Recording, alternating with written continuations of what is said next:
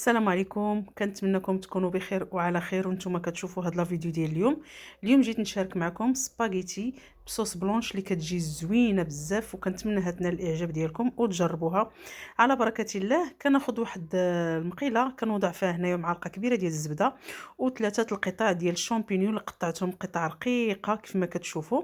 بعد ما بدات كتنزل لينا الشامبينيون، كنزيد عليها هنا شويه ديال الملح وشويه ديال البصله يابسه وشويه ديال البزار. المهم نحاولوا ما نكتروش من هاد العطريه هادي. من بعد كنزيد هنا 300 غرام ديال صدر الدجاج اللي مقطع رقيق بطبيعه الحال بعد ما كيكون مغسول مزيان. هنايا غادي نزيد شويه القزبر والمعدنوس والثومه اللي طحنتهم في هاد الاله هادي، ضروري يكونوا مطحونين. والثومه تكون زايد، هنا راه درت 5 دروس ديال الثومه.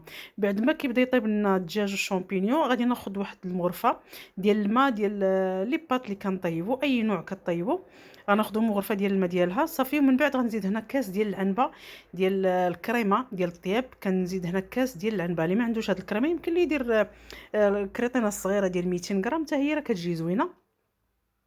غادي نحركوا هاد العناصر ومن بعد غنزيد هاد الفرماج هذا، اللي ما عندوش يمكن ليه يزيد شويه الفرماج احمر محكوك.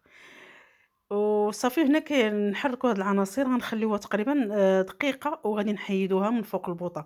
هنا انا درتها بالسباغيتي، نتوما اي نوع ديال لي بات عندكم يمكن لكم تستعملوها، راه كتجي زوينه وكتجي واعره، غادي تعجب الكبار وغتعجب الصغار.